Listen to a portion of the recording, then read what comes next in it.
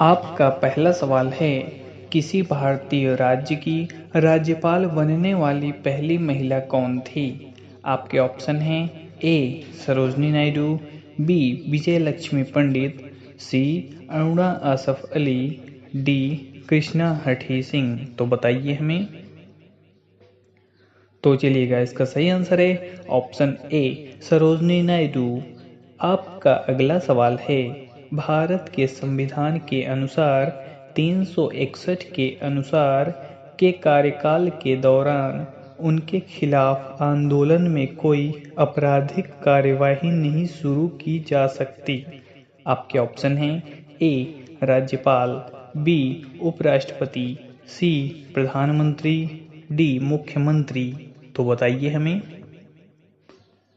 तो चलिएगा, इसका सही आंसर है ऑप्शन ए. राज्यपाल।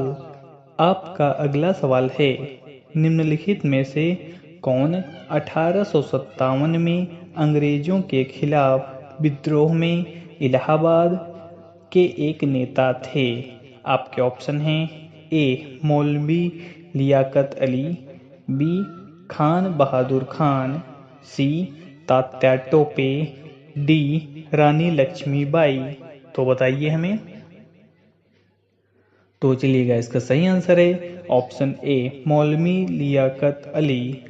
आपका अगला सवाल है, 26 जनवरी को संविधान के उद्घाटन की तारीख के रूप में चुना गया था, क्योंकि 1930 में इसी तारीख को भारतीय राष्ट्रीय कांग्रेस ने किसका खुलासा किया था? आपके ऑप्शन हैं ए. भारत छोड़ो आंदोलन, बी. पूर्ण स्वराज आंदोलन, सी. खिलाफत आंदोलन, डी. नमक सत्याग्रह।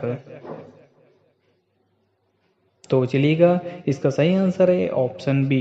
पूर्ण स्वराज आंदोलन। आपका अगला सवाल है, बारडोली सत्याग्रह भारत के किस प्रांत में शुरू हुआ था? आपके ऑप्शन हैं ए. गुजरात, बी. तमिलनाडु, सी. बिहार, डी. केरल। तो बताइए हमें, बारडोली सत्याग्रह भारत के किस प्रांत में शुरू हुआ था? तो चलिएगा, इसका सही आंसर है ऑप्शन ए. गुजरात। आपका अगला सवाल है, सरकार के खिलाफ शुरू किए गए खेड़ा सत्याग्रह के नेता कौन थे? आपके ऑप्शन हैं ए. जी रंगा, सी. महात्मा गांधी, बी. बाबा रामचंद्र, डी. सरदार पटेल। तो बताइए हमें, सरकार के खिलाफ शुरू किए गए खेड़ा सत्याग्रह के नेता कौन थे? तो चलिएगा, इसका सही आंसर है ऑप्शन सी. महात्मा गांधी। आपका अगला सवाल है, तराइन की पहली लड़ाई वर्ष में लड़ी गई थी? आपके ऑप्शन हैं ए. 1213, बी. 1157, सी. 1204, डी. 1191। तो बताइए हमें, तराइन की पहली लड़ाई किस वर्ष में लड़ी गई थी?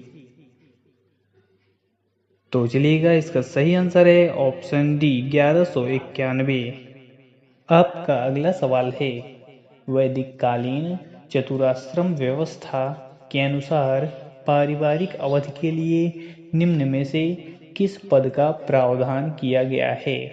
आपके ऑप्शन हैं ए. संन्यास, बी. ब्रह्मचर्य, सी. वानप्रस्थ, डी. गृहस्थ। तो बताइए हमें। तो चलिएगा, इसका सही आंसर है ऑप्शन डी. गृहस्थ।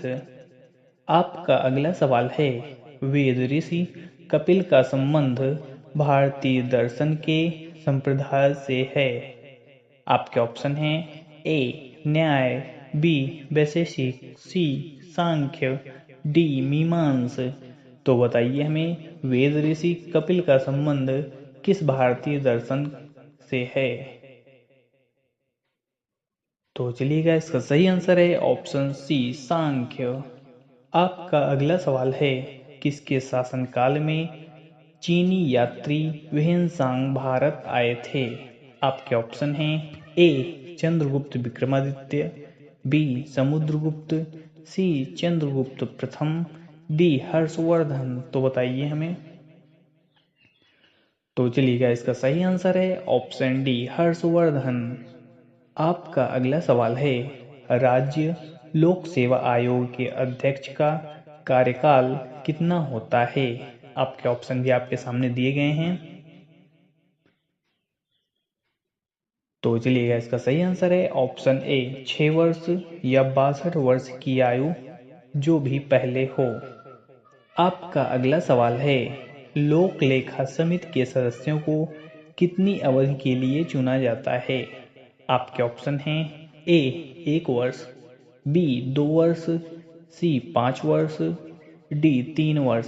तो बताइए हमें, लोक लेखा समिति के सदस्यों को कितनी अवधि के लिए चुना जाता है?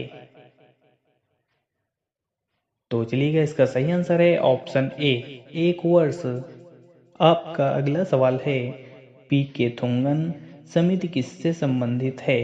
आपके ऑप्शन हैं ए चुनाव आयोग, बी केंद्रीय सतर्कता आयोग, सी मौलिक अधिकार, डी पंचायती राज।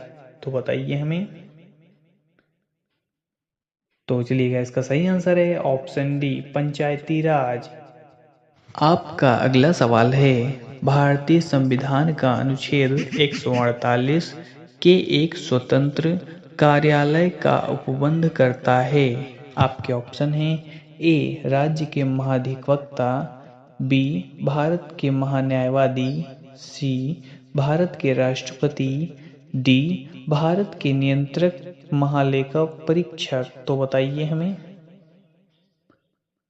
तो चलिएगा, इसका सही आंसर है ऑप्शन डी भारत के नियंत्रक महालेखा परीक्षक। आपका अगला सवाल है, भारतीय संविधान का अनुच्छेद 149 से संबंधित है। तो चलिएगा, इसका सही आंसर है ऑप्शन ए भारत के नियंत्रक एवं महालेखा परीक्षक के कर्तव्य एवं शक्तियाँ।